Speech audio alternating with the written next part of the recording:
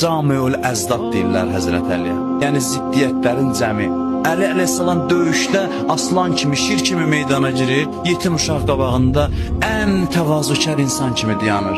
Hələ heç deyir, qılıncının qanı qurumamış bir yetimin yanından biganə ötə bilmir. Baxırsan bu eyni adamdır, döyüşdə gülə-gülə döyüşür.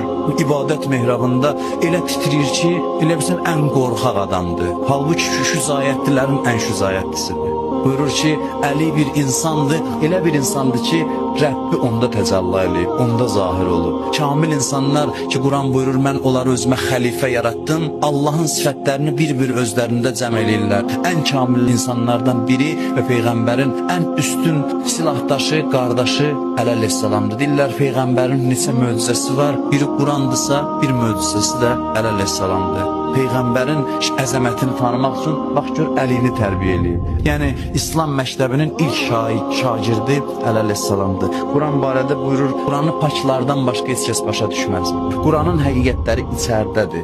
Daxili təmizləməsən Quranı tanımaq olmur. Əli də belədir. Əlini tanımaq üçün gərək daxilin təmiz olsun. Gərək özünü təmizləyəsən. Buyurur, biz bu Quranı dağa nazil eləsəydik, Allah buyurur, dağı parça-parça olmuş görərdir. Əli əleyhissalam buyurur ki, dağ məni sevsə parça-parça olur. Dağın taqəti yoxdur məni tanımağa.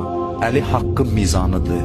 Aliyyum mə'əl haqq, Peyğəmbər buyurub, yəni Əli haqq ilədir. Hədis-i qudsi də var. Buyurur ki, insanlar Əlini tanıyıb, onu sevsəydilər, Əlinin vilayətini tanıyıb, onu sevsəydilər, Allah buyurur, cəhənnəm odun yaratmazdı.